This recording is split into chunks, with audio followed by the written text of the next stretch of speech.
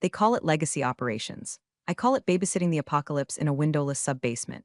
The air down here on the B2 level of the bank's Manhattan headquarters always smells the same. A distinct cocktail of ozone, stale vending machine coffee, and the quiet, humming despair of hardware that should have been decommissioned when the Twin Towers were still standing. I'm Linda. I'm 52 years old. I have a pack of Marlboro Reds waiting for me in my glove box like a lover I'm trying to quit. And I am the only reason 27 million distinct financial transactions happen every night between New York, London, and Tokyo. You'd think the people upstairs, the ones with the Italian suits and the teeth that cost more than my first car, would appreciate that. You'd be wrong. To them, I'm just the grumpy woman in the cardigan who refuses to use Slack because I'm too busy keeping their Ferraris fueled with digital gasoline. If you're the kind of person who enjoys watching corporate Titanic crashes in slow motion, do me a favor and hit subscribe. It helps the team, and honestly, it's cheaper than therapy for me. But back to the grime. Most people think banking is about money. It's not. It's about data flowing through pipes that are rusted, leaking, and held together by digital duct tape. My job is the plumber, but not the kind that fixes your toilet. I'm the kind of plumber who stands knee-deep in radioactive sludge, holding a valve shut with one hand while typing command lines with the other, praying the pressure doesn't blow my arm off. I was sitting at my desk, a heavy, gray laminate monstrosity that survived the 2008 crash better than the economy did, watching a junior engineer named Kevin try to navigate a reconciliation loop I wrote in 1999. Kevin is a sweet kid. He wears ironic t-shirts and drinks kombucha. He looks at my code the way an archaeologist looks at hieroglyphics, with a mix of awe and total confusion. Linda, Kevin stammered, his fingers hovering over his mechanical keyboard like he was afraid it might bite him. The batch script for the Asian markets. It's throwing a syntax error I've never seen. It says error 44, ghost in the machine. I didn't even look up from my crossword puzzle. It's not a syntax error, Kevin. It's a timing delay. The Singapore server farm has a handshake protocol that lags by exactly 300 milliseconds because the physical cable routing in their basement takes a weird turn around a structural pillar. I put that error message in there to remind myself to pause the script manually if the lag exceeds half a second. Just hit F5 and wait. Kevin hit F5. The screen flashed green. The terror drained from his face. How do you remember that? I don't remember it, Kevin. I feel it in my knees. When it rains in Singapore, my arthritis flares up in the server's lag. It's symbiosis. That was the ecosystem. Delicate, ancient, functioning. Then the door opened. You know how the pressure changes in a room when a hurricane blows a window out? That's what it felt like. But instead of wind, it was the overpowering scent of sandalwood, expensive ambition, and pure unadulterated bullshit. Enter Trent. Trent was our new CTO. He had been poached from some Silicon Valley unicorn that disrupted the dog-walking industry or some other nonsense. He was 30-something, wore a suit that was too tight in the ankles, and had a smile that didn't reach his eyes, a shark in loafers. He looked around my domain, my B2 kingdom of humming server racks and tangle wire nests, and his upper lip curled just a fraction of an inch. He wasn't seeing the billions of dollars of infrastructure. He was seeing a museum exhibit. He was seeing something unsexy. He was seeing me. So Trent said, his voice echoing too loudly off the metal cabinets. "This is the engine room, huh?" I slowly capped my pen. I didn't stand up. I learned a long time ago that standing up for men like Trent just makes them think you're ready to take an order. We prefer the core, Trent, but sure, engine works. He walked over to the main mainframe terminal, a beast of machine we affectionately called Big Bertha. He tapped the monitor with a manicured fingernail. Green text on a black screen. Very retro. Is this actually live, or is this just for monitoring? That terminal controls the Swift operational bridge, I said, my voice flat. If you spill your matcha latte on it, the European economy takes a sick day. Trent laughed. It was a dry, hollow sound like shaking a box of rocks. Funny, you're Linda, right? The legacy operations manager? Lead engineer, I corrected. Operations manager implies I manage people. I manage disasters. He nodded, looking past me, scanning the room. Right. Well, Linda, I'm doing a tour of the infrastructure. We're looking to modernize, pivot to the cloud, microservices, agile workflows, bring this bank into the 21st century. I felt a twitch in my left eye. We are in the 21st century, Trent, and the reason we're still solvent is because this retro system actually works. It doesn't need a pivot, it needs respect and regular maintenance. He turned his gaze on me then. It wasn't friendly. It was the look a developer gives a line of code they intend to delete. Respect is great, Linda, but scalability is better.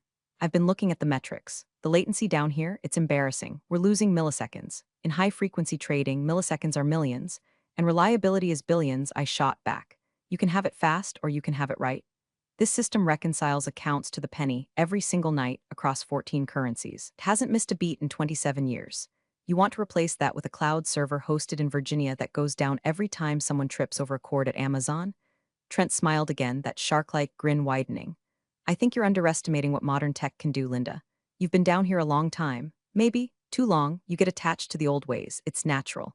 But we're not running a history museum. We're running a bank. He started walking toward the exit, his heels clicking sharply on the linoleum.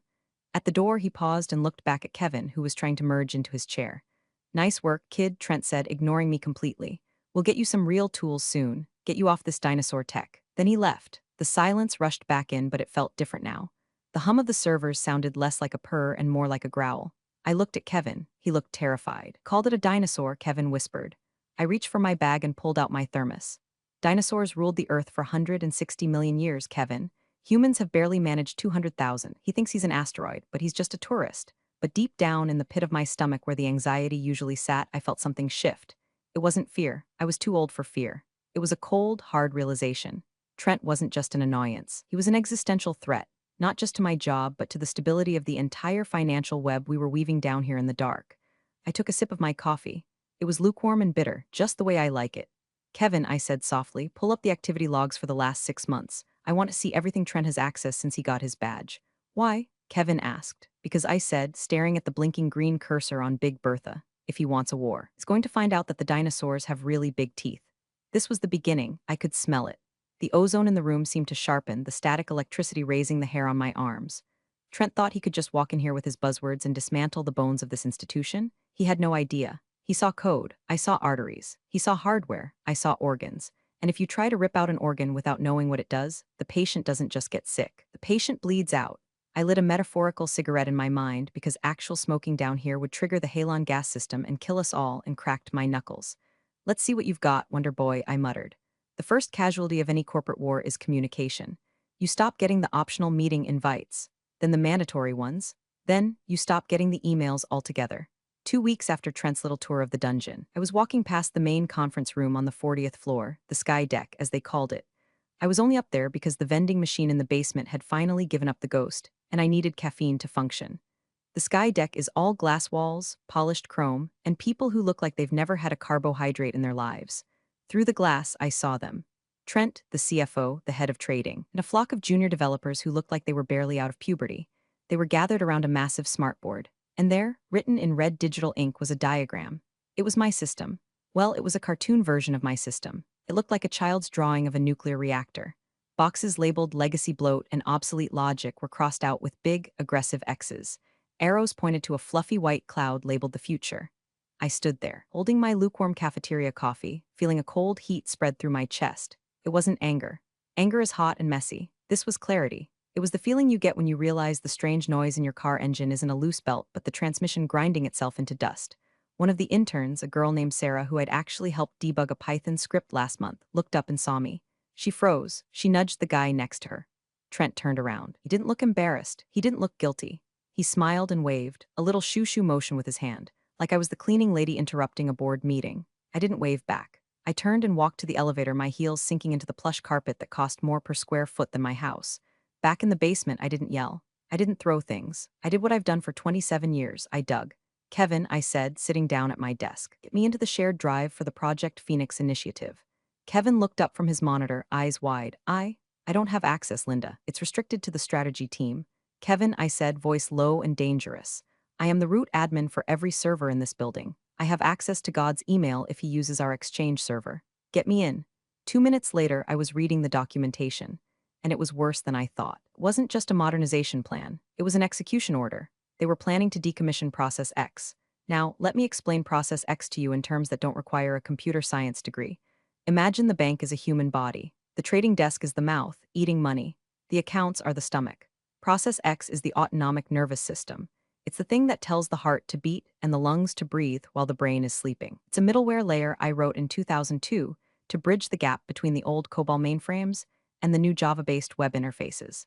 It handles the overnight reconciliation. When the US markets close and the Asian markets open, there's a weird limbo period where money exists in 2 places at once due to time zones and settlement delays. Process X freezes the accounts for exactly 1.4 seconds, verifies the funds, and then releases them. If you remove Process X, the system doesn't know the money has moved.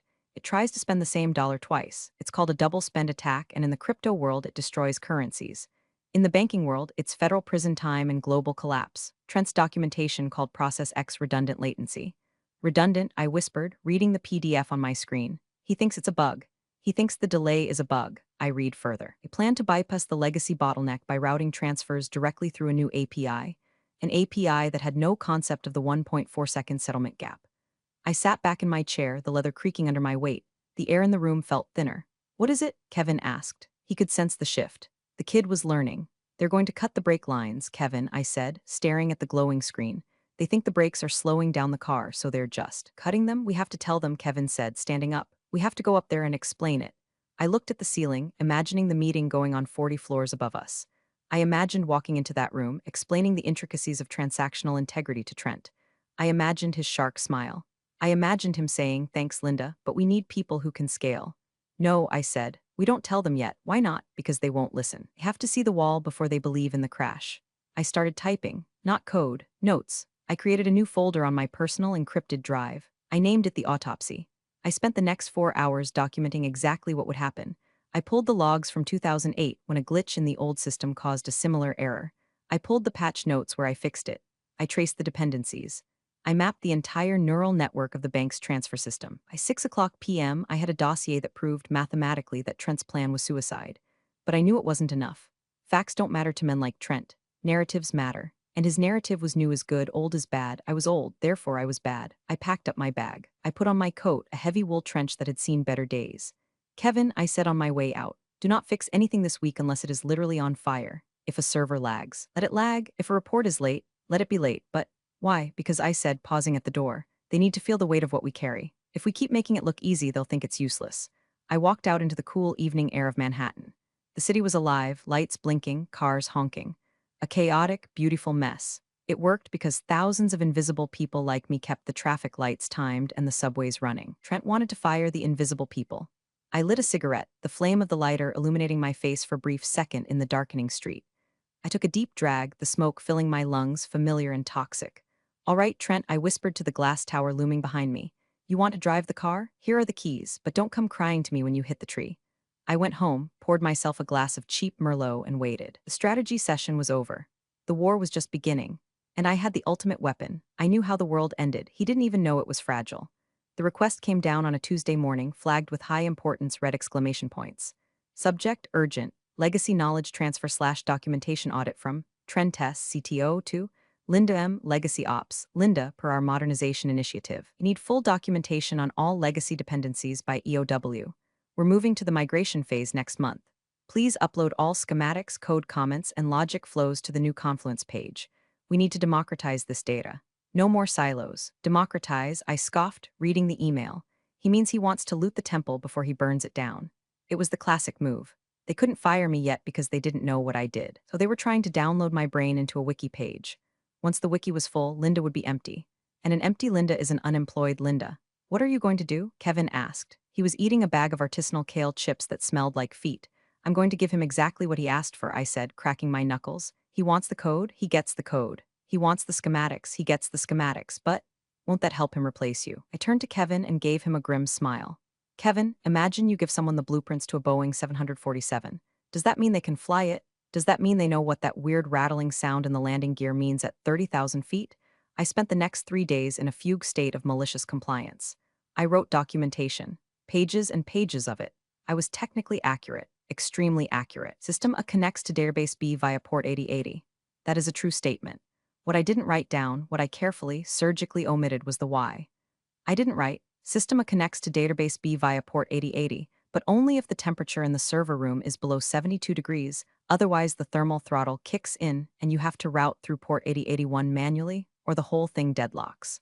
I gave him the map. I didn't tell him about the dragons. As I worked, I kept an eye on the central code repository, Git. It's like a history book for code. It records who wrote what line and when. For 20 years, my username, Linda Legacy, was all over the core banking kernel. Then, around Wednesday afternoon, I saw it. Commit ID 8F9A22 author, Trent team lead message, refactoring legacy codebase, cleaning up headers. I clicked on the change log. I hadn't changed the code. They had just reformatted it. They added some spaces, changed some variable names from account hold val to acc hold value to make it look modern. But in doing so, they wiped the history. The line that said last edited by Linda Legacy in 2004 was gone, replaced by last edited by Trent Team Lead in 2024. It was a digital assassination. They were erasing me. I watched my name disappear from the files, file by file, like Marty McFly's siblings fading from that photograph. It hurt. I'm not going to lie. I'm a cynic, I'm tired, and I'm bitter, but I'm also proud. I built this. I kept the lights on through the 2008 subprime crisis while these kids were still in diapers. I patched the Y2K bug while the rest of the world was partying like it was 1999. And now, some 25-year-old with a degree in user experience was pasting his name over my work. I stopped typing. I looked at the documentation I was writing. It was too helpful. Even without the Y, it was too good. I highlighted the section on the overnight settlement bridge, the critical piece, the heart of the beast. Delete. I rewrote it. The overnight settlement bridge handles routine data transfer. It is a standard SQL query. Standard, I whispered. Good luck with that. I wasn't just hiding the landmines anymore. I was polishing them so they looked like stepping stones. Thursday came, I uploaded the documents. The file size was impressive. 400 pages of technical jargon, flowcharts, and diagrams. It looked like a masterpiece of transparency. To the untrained eye, it was the keys to the kingdom. To me, it was a suicide note addressed to the bank's solvency. Trent replied 10 minutes later. Thanks, Linda. I'll take it from here. Great work on the handover. Handover. The word hung in the air like a bad smell. I stood up and walked over to the main server rack. The lights were blinking, steady, rhythmic, green, thump, thump, thump, thump, the heartbeat of the bank. I reached out and touched the cold metal of the casing. I'm sorry, old girl, I murmured to the machine. They don't love you like I do, they're going to hurt you. Kevin was watching me. He looked scared. He'd seen the Git history too. He knew what was happening. Linda, he said, they're pushing the new code to the staging environment on Monday. The refactored version. I know, I said, if they push that to production. Without the middleware, chaos, I finished for him. Should we stop them? I looked at Kevin. I looked at the coffee stain on the carpet. I looked at the picture of my cat taped to my monitor. I thought about the 401k matching they had cut last year. I thought about Trent's shark smile. I thought about my name being erased from the history books. No, Kevin, I said, my voice ice cold. We don't stop them, we let them learn. But the clients, the transfers, are not my problem anymore, I said. According to the new documentation, I'm just a legacy operator. And legacy operators don't understand the cloud, right? I sat back down. I opened a solitaire window. Trent wants to be the captain, I said, moving a red king onto a black. Let's let him steer the ship. I had mapped out the disaster. I knew exactly where the iceberg was. I knew exactly how fast they were going. And I had just handed the captain a map where the iceberg was labeled open water. It was cruel. It was petty. It was professional malpractice. And it felt absolutely fantastic. Friday, the day of the all-hands operations sink. It's a conference call that involves 40 people, 35 of whom have no business being there. It's mostly managers congratulating each other on alignment and bandwidth. I usually put it on mute and listen to true crime podcasts, but today I was listening. Today was the go/no-go decision for Monday's rollout. The voice on the speakerphone was Trent's. He sounded pumped. He sounded like a high school quarterback before the homecoming game. All right, team, Trent boomed, his voice crackling slightly over the Polycom unit that sat in the center of my desk like a plastic spider. We've reviewed the legacy docs provided by Linda. Thanks for that, by the way, and the refactoring is looking solid. The dev team has successfully mirrored the database structure in the new cloud environment. We are looking green for a Monday morning cutover of the settlement layer. The room went silent. Well, the virtual room. I leaned forward. I pressed the unmute button. It made a loud beep that probably echoed in the sleek conference room upstairs. Trent, this is Linda, I said. My voice was calm, measured. The voice of a flight attendant telling you to brace for impact. Go ahead, Linda, Trent said, a hint of impatience in his tone. He wanted a victory lap, not a Q&A. I'm looking at the staging logs, I said, staring at the screen where Kevin had pulled up the test results. I see you've successfully mirrored the database, but I'm not seeing the latency emulation for the Asian market handoff. The new API is processing requests instantly. Exactly, Trent interrupted. That's the point, Linda. We eliminated the lag. We're real-time now. No more waiting for your ghosts to clear. Trent, I said, choosing my words with the precision of a bomb defusal technician. The lag isn't a bug. It's a reconciliation window. If you process instantly, before the foreign exchange desk confirms the rate, you're going to execute transfers at the previous day's closing price. If the yen swings more than 0.5% over the weekend, we're going to be eating the difference on about $4 billion worth of trades. There was a pause, a long, heavy pause. For a second, I thought he might listen. I thought maybe, just maybe, the sheer number 4 billion would penetrate his reality distortion field. Then, a chuckle. Linda, Trent said. The condescension dripped from the speakerphone like molasses. You're thinking in 1990s logic. The new Oracle feeds are live. We catch the rate changes in microseconds. We don't need a window, we have an algorithm. An algorithm that was tested on historical data, I countered. not live market volatility. Look, Trent snapped, his patience gone. I know it's hard to let go. You built a system that worked for its time. But frankly, a script kid could code circles around your old batch files today. We're moving forward. The decision is made. Monday, 9 o'clock a.m., we flip the switch. A script kid. The insult hit me in the chest. I've spent weekends sleeping on the floor of this server room. I've missed birthdays, anniversaries, and one funeral to keep this bank running. I wrote the code that saved them from the flash crash of 2010. He compared me to a teenager in a hoodie copying code from Stack Overflow. I looked at Kevin. His jaw was on the floor. He looked at me, waiting for the explosion. Waiting for me to scream, to resign, to threaten. I smiled. It was a terrifying smile. It was the smile of a predator that has just stopped hunting and decided to simply wait for the prey to die of stupidity. Understood, Trent, I said into the phone. You're the CTO, it's your call. Just let me know when the circle's complete. Will do, Trent said, dismissing me. All right, moving on to the marketing updates. I muted the phone, I stood up. Kevin, yeah, go home, but it's only 2 o'clock p.m. Go home, Kevin, take the weekend off, turn off your phone, do not check your email, do not log in. Linda, what are you going to do? I walked over to the main console. I pulled up my personal admin script, the one called the janitor. It was a collection of automated patches, cron jobs, and error catchers that I had running in the background for years. It was the invisible safety net that caught all the mistakes the sloppy junior devs made. It was the thing that scrubbed the data, checked the dates, and paused the system when it got too hot. I'm going to do exactly what Trent wants, I said. I'm going to stop interfering. I'm going to let his superior code run without my obsolete crutches. Typed a command, sudo service janitor stop. The terminal prompted me, are you sure? Y/N, I didn't hesitate. I hit Y, then enter. A series of small green lights on the server rack flickered and went dark. The hum of the room changed pitch. It became slightly louder, slightly rougher. The safety rails were gone. I'm just letting the script kid drive, I said. I grabbed my purse. I grabbed my coat. I looked around the room one last time. See you Monday. Bring popcorn. I walked out of the building with a lightness in my step I hadn't felt in years. The weight was gone. It wasn't my bank anymore. It was Trent's bank. And Trent was about to find out that gravity is a very harsh mistress. The canary had stopped singing. Now the gas was filling the mine. Monday, 7:45 a.m. The office was buzzing with that specific Monday energy, half dread, half caffeine. People were talking about their weekends, their brunch spots, their kids' soccer games. They were oblivious. They were walking on the deck of the Titanic, complaining about the buffet, while I knew the iceberg was already in the hull. I sat at my desk in the basement. I didn't turn on my usual array of fix-it scripts. I didn't open the terminal windows I usually kept open to monitor the health of the database.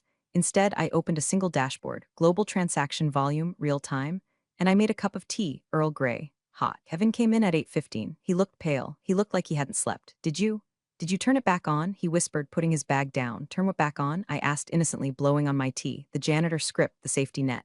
Trent said our legacy tools were holding us back, Kevin. I wouldn't want to impede progress.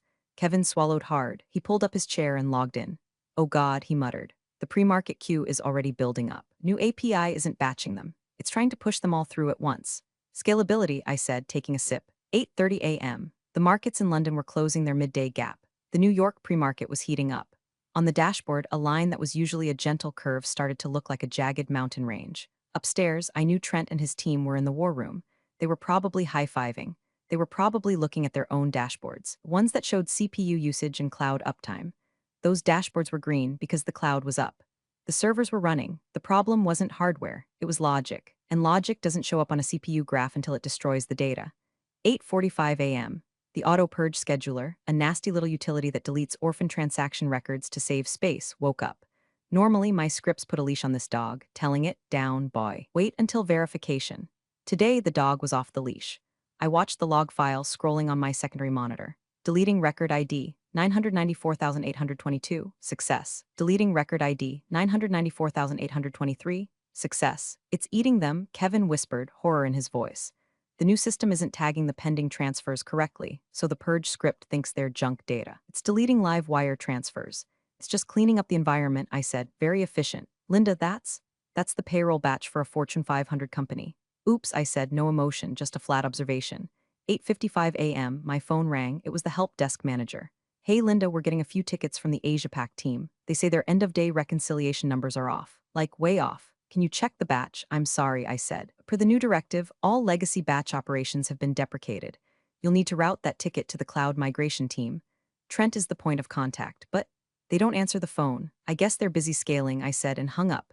9 o'clock a.m. Opening bell on Wall Street, the floodgates opened. The volume on the dashboard spiked vertically. It went from a mountain range to a rocket launch. The new API, stripped of my bottleneck middleware, accepted every single connection request simultaneously. It was beautiful in a destructive way. It was like watching a dam burst. The system wasn't rejecting the traffic, it was swallowing it, and because the internal logic was broken, because the old guard checks were gone, it was processing garbage. Money was moving, but it was moving to nowhere. It was moving into the void. 9:02 a.m. The first alarms started, not the digital ones, the real ones. I heard shouting in the hallway. Kevin was gripping his desk so hard his knuckles were white. Linda, the queue is deadlocked. The database is locking rows faster than it can release them. It's going to seize. I checked my watch. Wait for it, I said. 9:03 a.m., total systemic cardiac arrest. The dashboard flatlined. The throughput dropped to zero, not a slow decline. A cliff, silence. For about 10 seconds, the basement was the quietest place on Earth. The hard drive stopped seeking. The fans spun down. The frantic blinking of the modem lights went solid red. Then chaos. My desk phone rang. Kevin's desk phone rang. The emergency red phone on the wall, which I had only heard ring twice in 20 years, started blaring like a fire truck.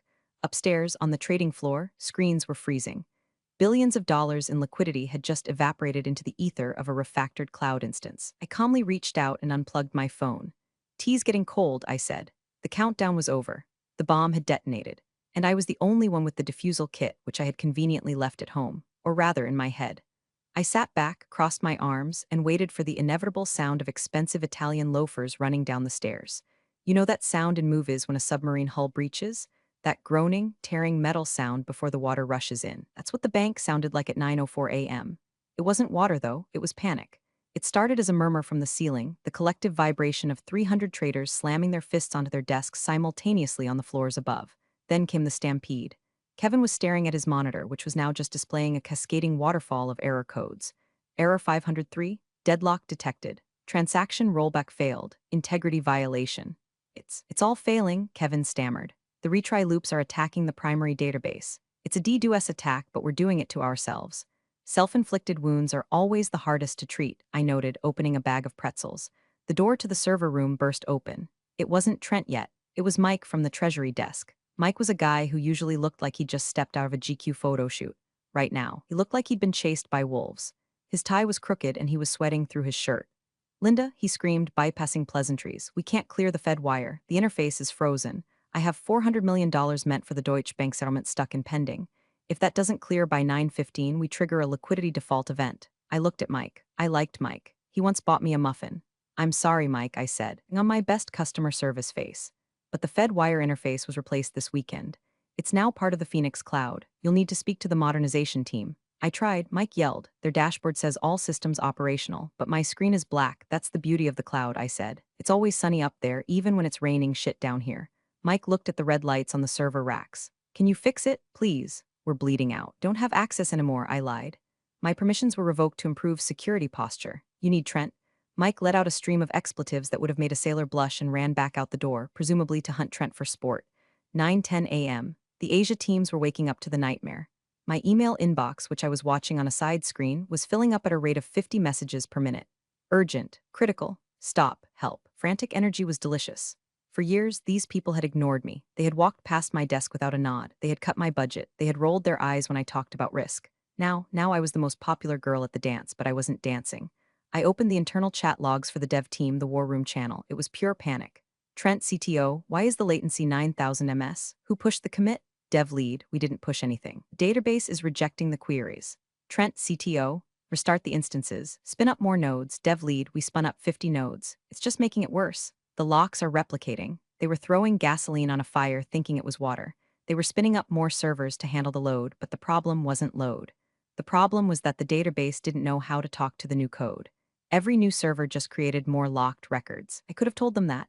I could have typed one command, rollback to snapshot 0800, and fixed it in 10 minutes, but I didn't. I watched the stock ticker for our bank, down 2%, down 4%. The news was leaking. Technical difficulties. 9:20 a.m. The door flew open again. This time it was the entourage. Trent, the CFO, the head of risk. Trent looked like he had aged 10 years in 20 minutes. His hair was messed up. His eyes were wild. The swagger was gone, replaced by the primal fear of a man watching his stock options turn to ash. "Linda," Trent gasped out of breath, We need access to the legacy bridge." I swiveled my chair around slowly. "The legacy bridge? But Trent, that's obsolete. It's a dinosaur. A script kid could code circles around it." "Stop it," he snapped, though his voice cracked. "The new system is failing. You need to route through the old middleware until we figure out the bug." I can't do that, I said. Why not? The CFO demanded. He was a terrifying man named Marcus who usually scared me. Today, he just looked like a man who was about to lose his bonus. Because I said, pointing to the empty space on the rack where a cable used to be, I decommissioned it. As per the memo on Friday, all legacy redundancies must be removed to ensure full adoption of the new platform. I pulled the plug, Trent. Literally. Trent stared at the empty port. He looked like he was going to vomit. Plug it back in, Marcus roared. It's not just a plug, I said, my voice dropping an octave, becoming hard as steel. The configuration files were wiped. The routing tables were purged. To bring that system back up, I would have to rebuild the entire logic layer from memory. Manually, the room went silent. The alarms were still blaring, but in that circle, there was only the sound of heavy breathing. How long? Trent asked. Days, I said, maybe weeks without documentation. And since you wiped the Git history, it's a total rewrite. We don't have days, Marcus screamed. We have minutes. The Fed is threatening to suspend our wire license. I shrugged. Then you better hope your script kids learn fast. I saw the realization hit Trent's eyes. He knew I hadn't actually wiped it. He knew I was holding the keys, but he couldn't prove it, and he couldn't fix it without me. He looked at me, and for the first time there was no arrogance, just desperation. Linda, he said, his voice trembling. Please, it was a good start, but I wasn't done yet. They dragged me upstairs. Not literally, but the gravity of the situation pulled me out of the basement and into the executive war room on the 50th floor. View was spectacular. You could see the Statue of Liberty. She looked unbothered. Inside the room, it smelled of fear and dry erase markers. The massive screens on the wall were red, all red. A global map of the bank's operations looked like it had chickenpox. There were about 15 people in the room. Developers, VPs, PR crisis managers. They were all yelling into phones or typing furiously on laptops. When I walked in, the room quieted down. It was like the doctor walking into the waiting room to tell the family the surgery went wrong. Status, Marcus, the CFO, barked. He was pacing the length of the table. Trent was slumped in a Herman Miller chair, looking at a tablet. We tried to fail over to the backup data center in New Jersey, but what? Marcus demanded. But the backup was configured to mirror the live environment, Trent whispered. It replicated the error. New Jersey is dead too. Of course it was. Because they didn't understand that redundancy means having a different system, not a clone of the broken one. We are currently blind, the head of risk said, his face gray. We don't know who owns what. We have trades settling in Tokyo that we can't verify. If we don't get the ledger back online by 10 o'clock a.m., the cascade effect triggers default clauses in our counterparty contracts. We are looking at billions in liability, not to mention the reputational damage. We are done. Everyone looked at Trent. Trent looked at the table, then Marcus looked at me. Linda, Marcus said. His voice was different now. It wasn't the voice of a boss, it was the voice of a customer. Trent says you can't bring the old system back. Is that true? I walked to the whiteboard. I picked up a black marker. I ignored the millions of dollars of technology in the room and drew a simple square. This is the bank, I said. I drew a line coming out of it. This is the money. I drew a jagged line cutting the connection. This is Trent. There was a nervous shuffle in the room. The system isn't dead, I said, capping the marker. It's in a coma. The logic is confused because you fed it contradictory instructions. You told it to be fast and safe without the mechanism that ensures safety. Can you wake it up? Marcus asked. I can, I said. Trent's head snapped up. You said the files were wiped. I lied. Said simply, I'm a sysadmin, Trent. We never delete anything, we just hide it. A wave of relief washed over the room. I saw shoulders drop. I saw smiles start to form. They thought it was over. They thought the janitor was going to clean up the mess and they could go back to their lattes. Just tell us what to do, Marcus said, checking his watch. We have 20 minutes. I'm not telling you anything, I said. The relief vanished. Excuse me? Marcus stepped forward. Linda, this is insubordination. I am ordering you to fix this system. I laughed. It was a genuine, hearty laugh. Insubordination? Marcus, I'm an at-will employee in a legacy role that is slated for elimination next month. You can fire me. Go ahead. Fire me right now. Marcus froze. He knew he couldn't. If he fired me, the bank died. I don't work for you right now, I said, leaning against the mahogany table. Right now, I am an independent contractor. My services are in very high demand. This is blackmail, Trent hissed. No, Trent, I said, looking him dead in the eye. This is capitalism, supply and demand. You have a demand, a functioning bank. I have the supply, the code. The price just went up. I looked around the room. I saw the fear. I saw the realization that their fancy titles and MBAs were useless against 27 years of spaghetti code and intimate knowledge of where the bodies were buried. You want the legacy system back? I asked. You want the dinosaur to save you? Yes, Marcus said through gritted teeth. What do you want? I pulled a yellow post-it note from my pocket. I had written it out while I was drinking my tea. I slapped it onto the whiteboard, right in the center of the square I had drawn. Let's talk numbers. The yellow post-it note looked comically small on the massive whiteboard, but everyone in the room leaned in to read it. Consulting fee, $10,000 and 0 cents per hour. Minimum 4 hours. Payment terms, immediate wire transfer. Prepaid $10,000 an hour? Trent sputtered. That's extortion, you make. What? $80,000 a year. I made 85, I corrected him. But that was the employee Linda rate. That rate included benefits, a false sense of security, and the privilege of being ignored. The contractor Linda rate includes a premium for emergency recovery of a catastrophic failure caused by executive incompetence. This is ridiculous, Marcus, the CFO, fumed. We can't just wire a consultant $40,000 on the spot. There are procurement processes, vendor onboarding, compliance checks. I checked the digital clock on the wall. 9:42 a.m. The Asian market's close in 18 minutes, I said calmly. If the reconciliation isn't done by then, the Tokyo Exchange will flag our trades as failed. Do you know what the penalty is for a failed settlement of this volume? It's usually about 0.5% of the total value. I did some mental math. On $4 billion, that's $20 million, plus the SEC fines, plus the lawsuit from the shareholders.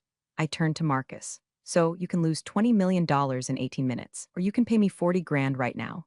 It's a simple ROI calculation, Marcus. I thought you guys loved those.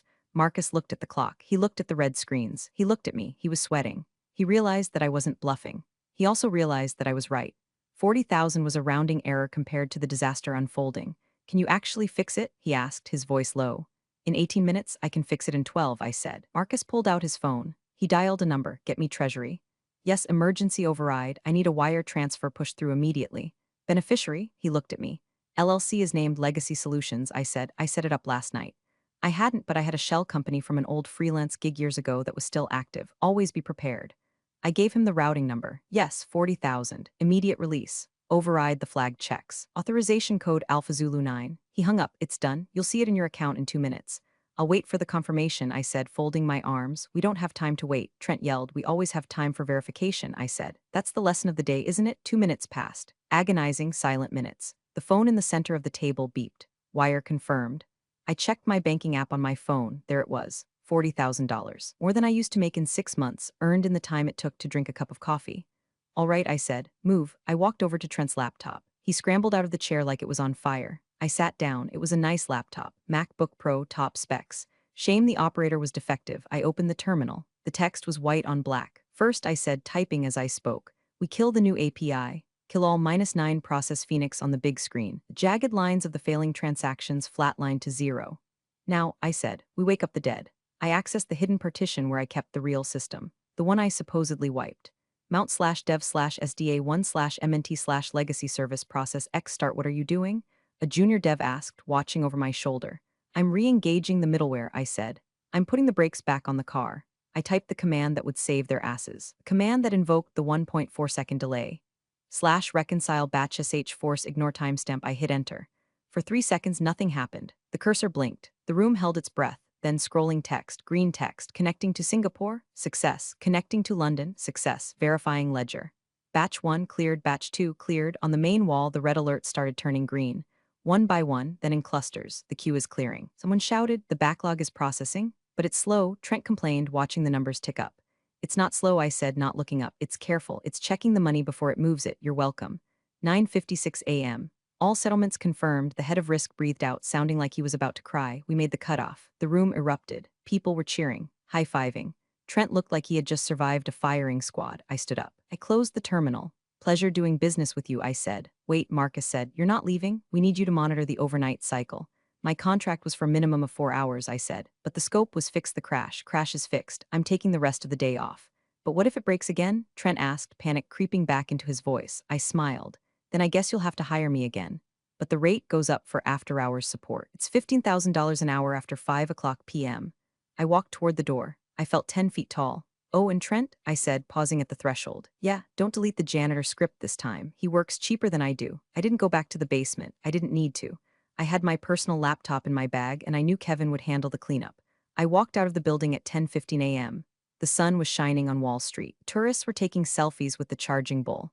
They had no idea that 20 minutes ago, the financial world had almost imploded because a man in a skinny suit thought he was smarter than a batch script written in 2002. I walked to a coffee shop, a nice one, not the vending machine. I ordered a latte, oat milk, expensive. I paid with the card linked to my new LLC account. The machine beeped approved. It felt good. My phone buzzed. It was a text from Kevin.